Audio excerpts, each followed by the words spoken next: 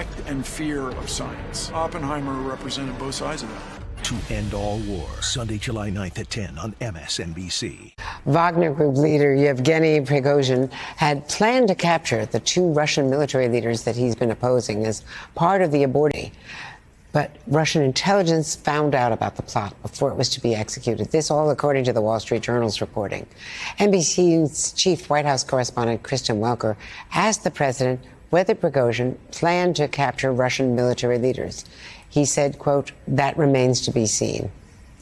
Secretary of State Tony Blinken, appearing today on Morning Joe, and was asked about Putin's weaknesses. You had a direct challenge to Putin's authority from Prigozhin. You see dissension in the ranks, and it's not as if you need a satellite to figure that out. Does a weakened Vladimir Putin and a divided Russian military help Ukraine? To the extent that Moscow is distracted by its own internal divisions, that may help. To the extent that the Wagner forces themselves are no longer on the front lines, that could help because they have been effective. They just literally throw people into a meat grinder of Putin's own making, but that's had some effect. And joining me now is Leon Panetta, former defense secretary and CIA director in the Obama administration, former White House chief of staff to President Clinton. And I should just say, in welcoming you, happy birthday, Mr. Secretary. Thanks for spending part of that birthday with us. Thank you, Andrea.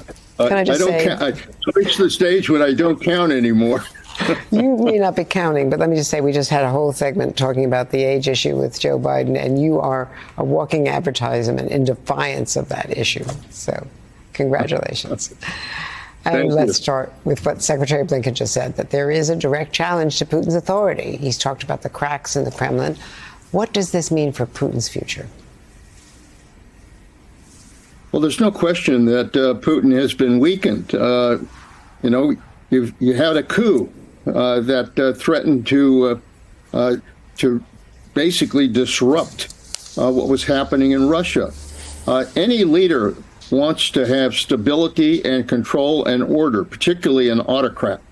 And for Putin not to have that because he was facing a coup really does undermine his projection of authority in Russia.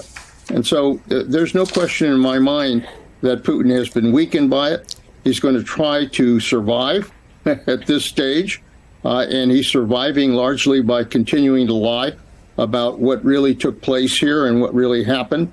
And so it remains to be seen whether ultimately all of this is going to catch up with him. But there's also, of course, division in the military. And what is your reaction to the report in the Wall Street Journal that Wagner Group leader Prigozhin planned to capture Shoigu and Gerasimov? Didn't surprise me. I mean, Prigozhin has been pretty outspoken for a long period of time. And to some extent, look, I think Putin is paying a price for what he created here. After all, it was Putin who established the Wagner Group, who gave Prigozhin the money to be able to do the things he was doing. He deployed him to Asia, to Africa, to the Ukraine.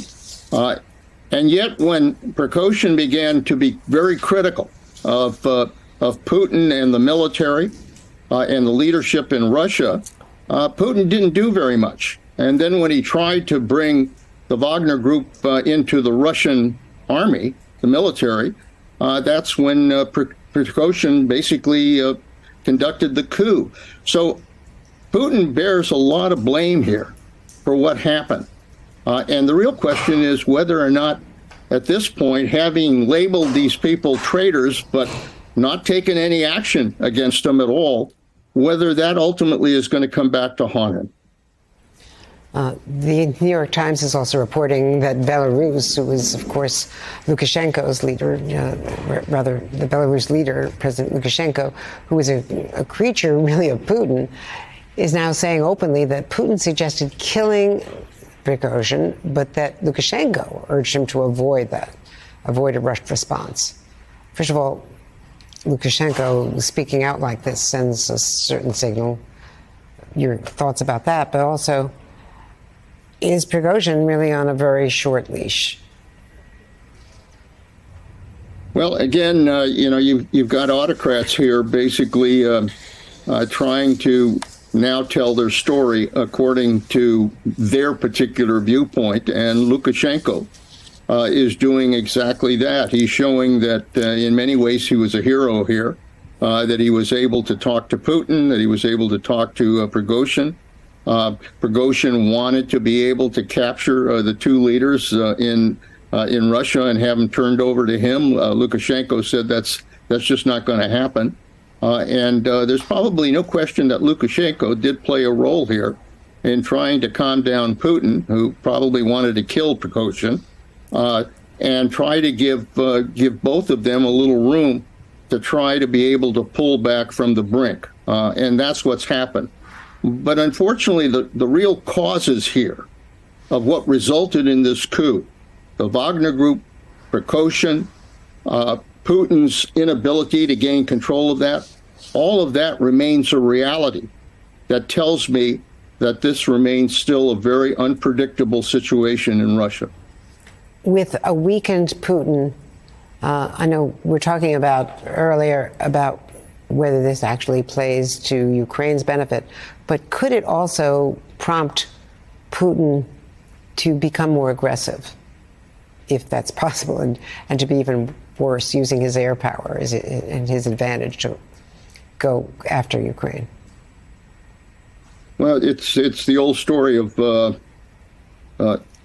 wounded tiger, and right now Putin is wounded by virtue of what happened here with this coup, and he's going to try to do everything necessary to try to prove that he's still in control and he's still in charge, and if that means taking some kind of bold action, whether it's in the Ukraine or elsewhere, he's going to try to do that. On the other hand, he's also got to be careful, because if he does something stupid and adds to his problems, it could very well spell the end of his regime in Russia. So, yeah, it's a threat. We've got to watch him closely as to how he reacts. But at the same time, I don't think Putin is going to walk off a cliff by doing something that would really undermine his ability to maintain power in Russia. Of course, the other major player is China, and they have so much invested in Putin. He was here this morning. Secretary Blinken was here this morning, and we also asked him about China and about China's intentions towards Taiwan. Let's watch. What is your impression about their timeline, President Xi's timeline regarding invading or trying to take over Taiwan? CIA Director Burns had said it would be within the next 5 years. He said that a year ago. And now President Xi has got his third term. Is that more imminent? Andrew, the main concern that we've had with Beijing's approach to Taiwan is that it seems bent on changing the status quo that's prevailed for more than 50 years and has actually been a successful part of the relationship that we've had with China, making sure that we could maintain peace and stability across the Taiwan Strait, making sure that any differences were resolved peacefully, that no one on either side engaged in any unilateral effort to change the status quo. And we've had concerns going back to 2016, not just the last months, that China was acting more aggressively when it comes to Taiwan. So we had a very direct, very lengthy conversation about this. They have concerns about our policy. I clarified, to the extent it needed to be clarified, that our policy hasn't changed. We abide by, we stick to the longstanding one China policy. But as a former defense secretary, how do you feel about the fact that China has not restored military-to-military communications? We have that with Russia, even most recently. Well, it's still a concern. I recognize that there was an effort here, and it was an important effort to try to reestablish some kind of dialogue with China. I think we were successful in doing that.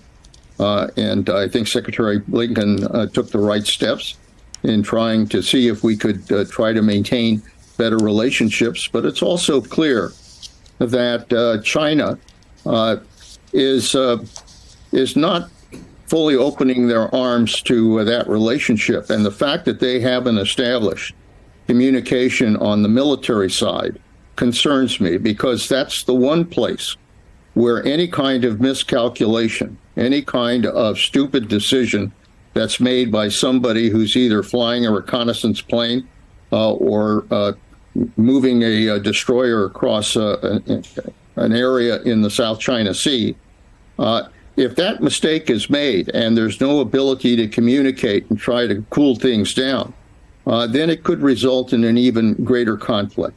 So I hope that we are able ultimately to reestablish those lines of communication. Look, right now, I think the greatest deterrent to China doing anything in Taiwan, the greatest deterrent is what's happening in the Ukraine and what just happened to Putin with this coup. I think she is going to be very careful about taking any steps that could jeopardize his control in China. Oppenheimer was the father of the atomic bomb. Whoever gets the bomb first is going to run the entire world. We have this respect and fear of science. Oppenheimer represented both sides of that. To End All War, Sunday, July 9th at 10 on MSNBC. Now, NBC's Vaughn Hilliard has been covering the Trump campaign. Former